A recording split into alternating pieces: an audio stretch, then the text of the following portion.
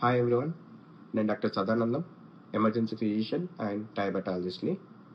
ఈరోజు మన టాపిక్ వచ్చేసి చిన్నపిల్లల్లో కఫ్ సిరప్ దగ్గు మందు వాడొచ్చా వాడకూడదా.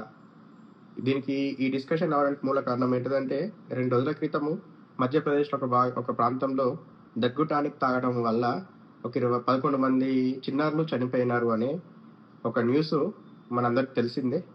సో దీనికి కారణం ఏంటంటే వాళ్ళు ప్రిస్క్రైబ్ చేసిన కఫ్ డ్రిల్ అనే దగ్గు టానిక్లో, ఇది మన డ్రై కఫ్కి అంటే పొడి దగ్గుకి వాడే మందు, దీని లోపల డైఇథైల్ గ్లైకాల్ అనే రసాయనం మోతాదుకు మించి ఉంది. దాదాపు 48.6% తేలింది పరీక్షల లోపల. సో ఇది ఏం చేస్తుంది, డైఇథైల్ గ్లైకాల్ అనే రసాయనం మన శరీరం లోపల కిడ్నీ వ్యవస్థను పాడు చేసి కిడ్నీ ఫెయిల్యూరు, తద్వారా మనుషులు చనిపోవడం జరుగుతుంది. ఆ పిల్లల్లో జరిగింది కూడా అదే, దాని వల్లనే చనిపోయినారు. ఈ 2 సంవత్సరాల కన్నా తక్కువ వయసున్న పిల్లల్లో యూజువల్గా దగ్గు టానిక్ అవసరం లేదు. ప్రాపర్ యాంటీబయాటిక్, ఒకవేళ ఇన్ఫెక్టివ్ కారణంగా అయి ఉంటే ప్రాపర్ యాంటీబయాటిక్ పెట్టుకొని, ముక్కు దిబ్బడం ఉంటే నాజల్ డీకంజెస్టెంట్ వాడడము, లేదంటే నెబులైజేషన్స్ పెట్టుకుంటే సరిపోతుంది.